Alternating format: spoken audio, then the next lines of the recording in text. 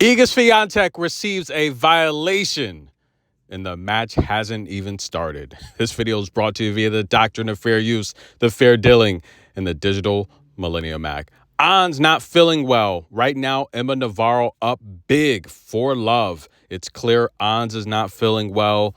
Let's wish Ons the best, and let's just hope she can finish this match because she looks awful. That makes me so sad. But back to Iga Swiatek and the other Emma Raducanu. Now, Emma Raducanu's at the net, and she's just smiling, having a good time. She said she's excited to face Iga Swiatek. Look at her smile. But that smile would soon fade quickly. I'm watching this match, the start of it, and Iga Swiatek is taking her sweet time, I could tell. Now, at the WTA finals in Saudi Arabia, they asked the best ladies in the world, what player do you think plays the most mind games? And of course, Iga Swiatek won that by unanimous vote. I think it's clear watching all of her matches, Iga Swiatek, she has that Nadal type of energy to start the match. She's a perfectionist. She takes her time. She lays her towels out. All the while, she's got her headphones on, playing her music. When she's done playing her music, she takes her headphones off. She sets her water bottles up. And, I mean, of course, you kind of have to, right? Because in between changeovers, look, you only got 90 seconds, so you have to work quickly. But the reality here is Emma Raducanu is ready to go. And she was waiting at the net for quite some time. And I'm saying to myself, Iga's going to receive a violation. She's going to get a time violation. And sure enough, she did, but it wasn't for that reason. She would come over, the ladies would take their photo. Now, Iga's back doing her shuffle. I call it the Nadal shuffle at the net. Her knees look good. Her footwork looks good. She looks to be in really good condition, and I think mentally she's back in a good space. You know, she said she felt a lot of people turned on her, and I think now winning fixes everything, right? She starts things off here, just winning both of her matches in straight sets, and she looks solid, in the words of Iga Swiatek. But Iga would receive a time violation, guys, and it wasn't for the delayed getting to the net.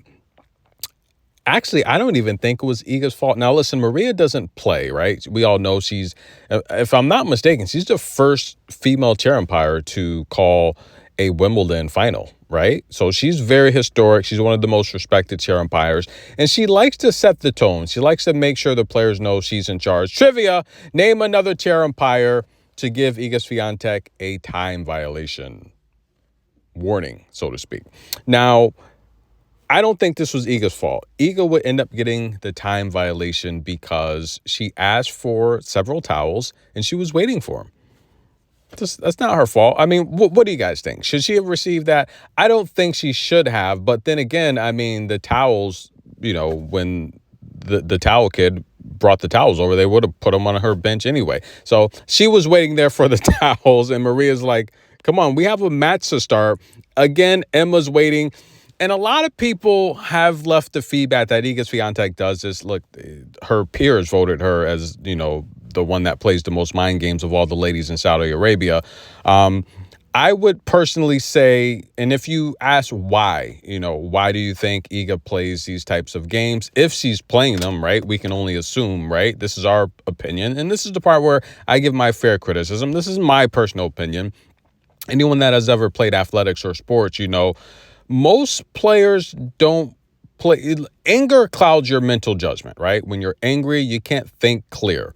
Now, there are players on tour that I think play better angry, like Yelena Ostapenko, maybe Arina Sabalenka. I think the players that hit and strike the ball harder, a lot of times they play better angry because you use that energy, you take it out on the ball. But I think most players don't play well angry, right? Because you need mental focus with tennis. You need to build and construct your point. And if you're thinking about something that just happened or something that upset you or ticked you off, a lot of times you're not really thinking about what you need to do. And that's building, constructing the point, and focusing on your strategy, improvising, game planning.